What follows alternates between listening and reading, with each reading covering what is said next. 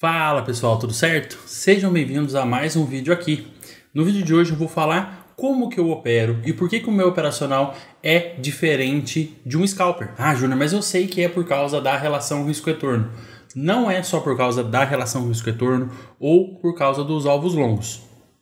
Então se você está chegando agora, deixa um like nesse vídeo, se inscreve no canal e não esquece de ativar o sininho de notificações também. Se você não me conhece, meu nome é Júnior Brandão e nesse canal aqui a gente faz operações no mercado financeiro, em mini índice, forex, ações e mini dólar.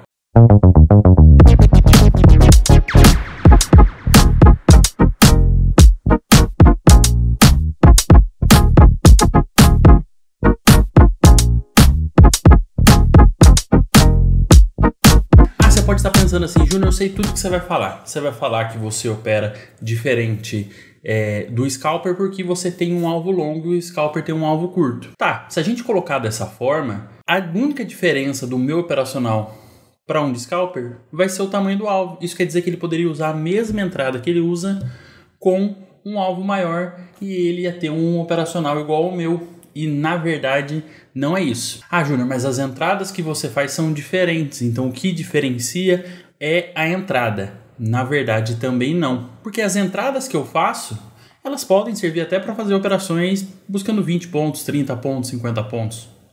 Não são as entradas que definem o operacional que eu tenho. Ah, mas então eu já sei, se não é a entrada, se não é o alvo longo, provavelmente vai ser o número de operações reduzidas. Também não. O scalper ele pode aumentar o tamanho do alvo dele, ele pode fazer as mesmas entradas que eu faço, ele pode fazer apenas uma operação por dia e ainda assim o operacional seria totalmente diferente. Ué, mas qual que é a maior diferença então entre um operacional que eu faço e o operacional de um scalper comum? A maior diferença está na análise estatística de conceito. Esse operacional de análise estatística de conceito nada mais é de quando a gente faz uma análise dentro de um ciclo atual e a gente vê o que aquele ciclo tem dentro daquele ativo para oferecer. Então, se eu fiz uma análise de mini índice, eu vi que uma entrada que funciona é a entrada X. Essa entrada ela vai funcionar enquanto o ciclo se manter estável dentro daqueles parâmetros. Esse ciclo ele pode mudar e ele pode variar também. Quando um scalper ele faz uma operação, por exemplo, ele faz uma entrada em rompimento ou ele faz uma entrada em pullback.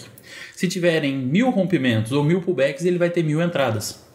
Quando a gente faz uma análise estatística de contexto e a gente sabe aquilo que pode e aquilo que não pode fazer, eu posso ter a mesma entrada em 2 dias diferentes e ter significados diferentes também. Por quê? Porque o contexto mudou. Se você pegar os pontos mais importantes do meu operacional, fora isso que seriam as operações em 10 minutos, a administração e o gerenciamento da operação, as zonas de aceleração do preço, tudo isso são coisas que jogam a favor da gente. Mas se eu não tiver essa análise estatística de contexto, saber exatamente o que eu posso ou não posso fazer dentro de um ciclo, isso não tem validade nenhuma para mim.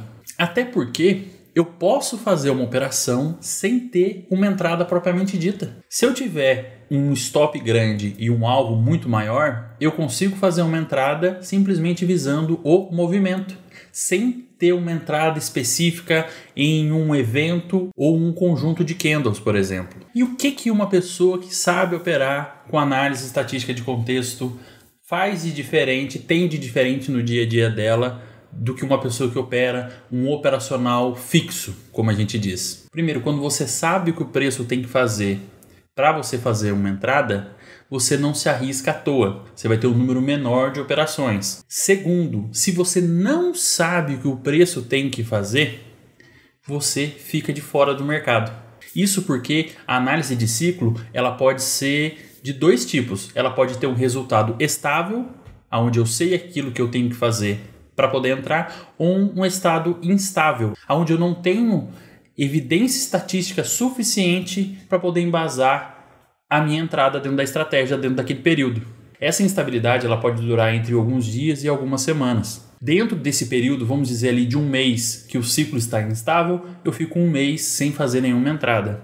É um mês sem ter retorno, porém é um mês sem colocar dinheiro em risco também. Geralmente os ciclos instáveis eles são em torno de 2 semanas, 1 semana e meia, mas pode acontecer de eu ter uma instabilidade ali muito mais curta ou mais longa também. Você pode estar se perguntando, mas como que eu posso usar esses conceitos dentro das operações que eu faço hoje? Uma forma mais simples de começar é começar a olhar no gráfico e pensar o que funcionou nos últimos dias e o que não funcionou nos últimos dias.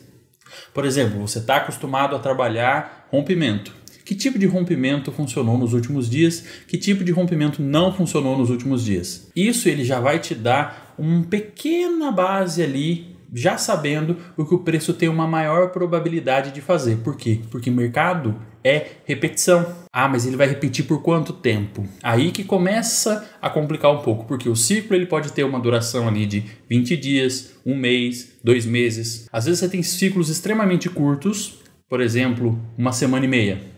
Às vezes você tem ciclos estáveis mais longos também, durando ali 3, 4 meses. O que você tem que ficar esperto e ter muito claro na sua cabeça é que aquilo que está funcionando hoje vai funcionar até não estar funcionando mais. Aí você vai pegar e vai fazer essa análise de novo e pensar: o que está funcionando agora que não estava funcionando antes? Porque o que estava funcionando antes você já sabe que não está funcionando agora.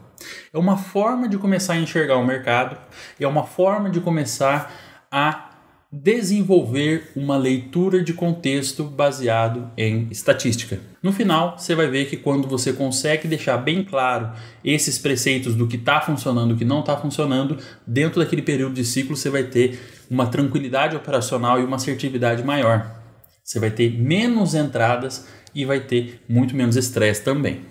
Tá certo? É isso aí, nesse vídeo eu tentei não focar muito na parte de alvo longo, muito na parte de entrada, que eu já tenho bastante vídeo falando. Foquei mais nessa parte de análise estatística de contexto, que é onde a gente faz as nossas análises de ciclo, tá certo? Muito obrigado a todos, não esqueçam de deixar um like nesse vídeo, se inscrever no canal para não perder nenhum vídeo e ativar o sininho de notificações também. A gente se vê no próximo vídeo, um abração e até lá!